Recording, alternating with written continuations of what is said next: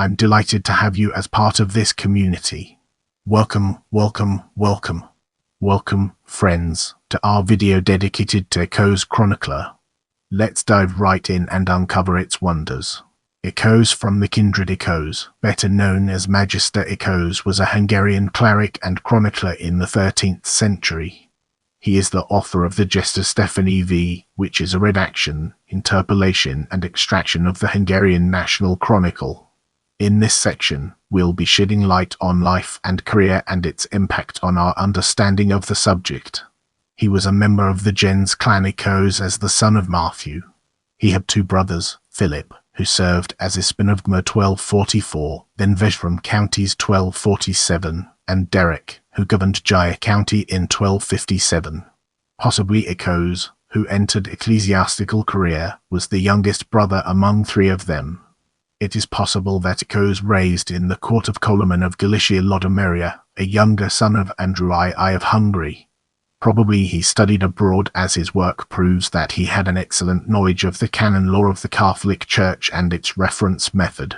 Raymond of Peñafort compiled the decretals of Gregory IX by September 1234. The Pope announced the new publication in a bull directed to the doctors and students of Paris and Bologna, commanding that the work of Raymond alone should be considered authoritative, and should alone be used in the schools. Ákos was already referred to as Magister in 1240, confirming that he studied arts and canon law in youth and not at peak of his ecclesiastical career. Ákos was present at the coronation of Bola IV on 14 October 1235, as he gave a detailed account of the event in his Gesta. According to his report, Duke Koloman carried the royal sword, while Daniel of Galicia led the king's horse at the head of the procession. Gesta considered that Ákos strongly opposed Bola's early anti-aristocratic reign, who set up special commissions which revised all royal charters of land grants made after 1196 and also had the chairs of the barons burned in the royal council. Ákos was a vicar in Pest between 1235 and 1244, later became royal chaplain for King Bola. He was one of the crown guards from 1246 to 1251. After that he served as canon of Székesfehérvár between 1248 and 1251. Besides that he functioned as chancellor for Queen Maria Lasgrina, the wife of Bola IV from 1248 until 1261. He was also provost of Buda. For the last decade of his life, Ákos functioned as caretaker and patron of the Dominican monastery in the Margaret Island. Following the death of Bola IV, he retired from public life and resided in the provost's palace at Buda. He wrote his Gesta there. In 1270, after Stephen V's accession to the throne, Ákos was among the members of the Hungarian delegation sent to Naples, which escorted the 12-year-old Princess Mary to marry Charles the Lame. According to historian Elema Mayush, Ákos was the leader of the Hungarian delegation to Naples. Even after the sudden death of Stephen V in August 1272, Ákos has retained his influence and remained head of the royal chapel during the reign of the minor Ladislas IV. Ákos died after 24 August 1273, when he was last mentioned by contemporary sources. Benedict, his successor in the position of provost of Buda, already appeared in a document in late 1273, suggesting that Ákos died in that year. In this part of the video, we'll be diving deep into his Gesta and unraveling its profound impact. He was the author of the Gesta, which was later revised by Simon of Gza in his work, the Gesta Hunnorum et Hungarorum.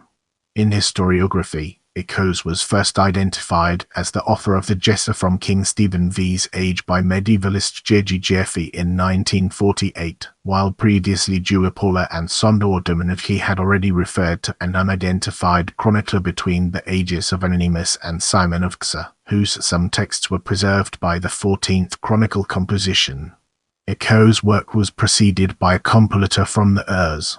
Gesta realized that the chronicler praised untruthfully highly the past and privileges of Székesfehérvár and Buda, the two churches where Ákos functioned.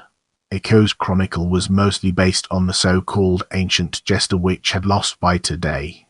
Gesta considered that Ákos might have used a second, shorter chronicle too because of the terms white cumans and black cumans. Ákos inserted a list or catalogue of Hungarian monarchs with their genealogical data to the chronicle text. Beside the interpolations to the original text made by himself, Ákos also prepared an extract for the Holy Princess Margaret, the Dominican nun and daughter of Boa IV, who was interested in historical works. For her, Ákos made always notices in case of holy kings and martyrs, in which hagiography could have been found a longer story about the lives of the saints, devotional constructions of churches, e.g. cathedral.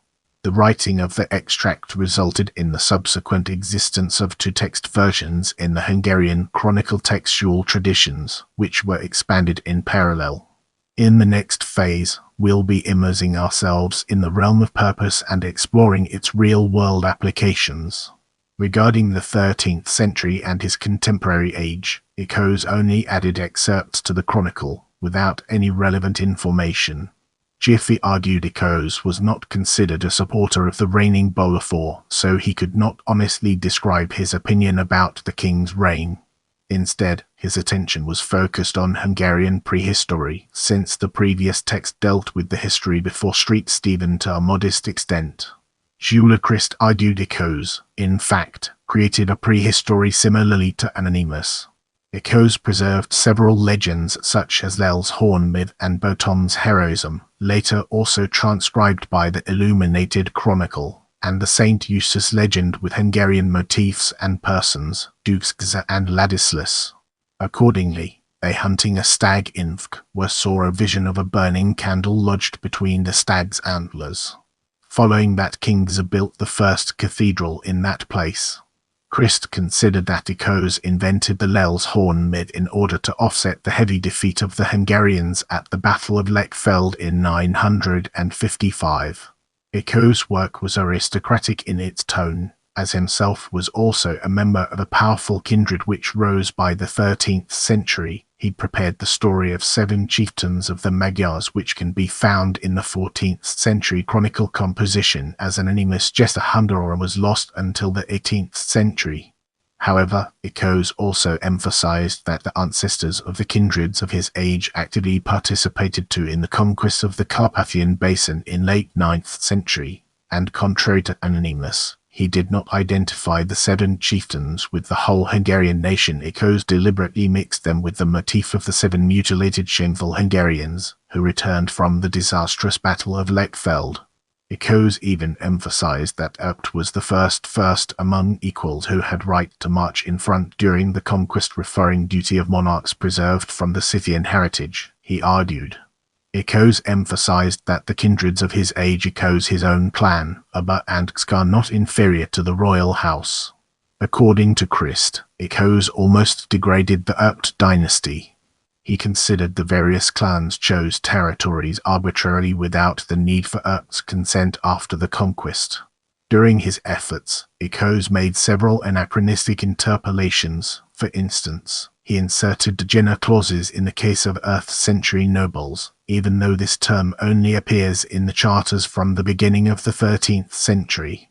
On several occasions, he added the aforementioned genera to the persons, but he also made several material mistakes in the process. For instance, he plausibly wrongly connected Opus the Brave to the kindred of Visselen. He also used anachronistic terms, e.g. castrum, barones, or beatavogo regarding earlier narratives. However, Gyula Krist attributed this phrases to pre-Ákos redaction in the early 13th century. In his work, Ákos called the group of aristocracy of his time as communitas, suggesting equal rights and duties among them, and preventing the emergence of certain clans in their ranks called barons, which term was refused by Ákos, who used the nobilis phrase. Historian Milusz argued the chronicler's idea of communitas marked an argument for oligarchic form of society, while later Simon of Gza has extended it to the whole lesser nobility. Ákos sought to link genealogically the prominent kindreds of his age with 9th century individuals who participated in the Hungarian conquest or took a major role in the foundation of the Christian state. For instance, by the usage of incorrectly dated historical events, he claimed chieftain Szabolcs was the forefather of the clan, while he connected the Gyulas to the kindred and its first prominent member, Julius I. Gyula. Giaffi attributed to Ákos that sentence from the chronicle, according to which Vasil's wife was a member of the Tani clan, but his marriage lacked legitimacy. By comparison to Simon of Gesa, Magister Ákos did not attach much importance to the xenophobic phenomenon. According to his Gesta, he preferred the social status against ethnicity. Ákos considered the Advena newcomer, foreign origin kindreds as equals to the ancient ones. He is the author of the Advena list chapters, which can be found in the chronicle text. In this spirit, he highlighted that the German knights from whom the Hont-Pozmani kindred originated had already fought for Christ when the Hungarians were still pagans. Rejecting Hont and Pozmani's mercenary role and commoner status, Ákos even claimed that Grand Prince Stephen sought assistance personally in his fight against Kopani from them, claiming members of European royal dynasties. Ákos also suggested the Hats were descendants of the Counts of Weimar-Orland, increasing their importance. Proving the chronicler's ability of historiographical invention, Ákos linked the contemporary Ispen Kell's kinship to a fictional 12th-century German royal family, the Counts of Hersfeld, even refused by the Kyrgyz, later 14th members of the family. Ákos possibly intentionally placed the arrival of Haidar, forefather of the contemporary Henry Chigi and his powerful family, to the age of Grand Prince Geza, while, in fact, the German knight came to Hungary during the reign of Geza II in the Urs. In other aspects, the Magister correctly named the places of the origins of the Herman, Smaragd and Guckled kindreds. Summarizing, Ákos only considered the importance of the assimilation process of Advena kindreds, stressing the marriage and relation ties with the ancient Hungarian clans. Earlier historiography considered that the Hunnic story was inserted by Ákos to the beginning of the chronicle. Sondor Domenchi and Giaffi argued that Ákos incorporated an existing short historical text into the chronicle, which Simon of Gesa later copied verbatim into his own work. In contrast, Blentman attributed the Hunnic story entirely to Simon, which he extracted in his own work. Historiography unanimously accepted the latter version. Turning our focus to style, let's explore its key elements. Direct borrowings from Godfrey of Viterbo's Pantheon, Roger of Tormagaya's Carmen Miserable, and Thomas the Archdeacon's Historia Salernitana prove that Ákos used these works beside the ancient Gesta. According to Giaffi, Ákos was well aware of Roman law, which can be understood in action when the chronicle narrates the exile of Prince Almos with the terms of Roman law.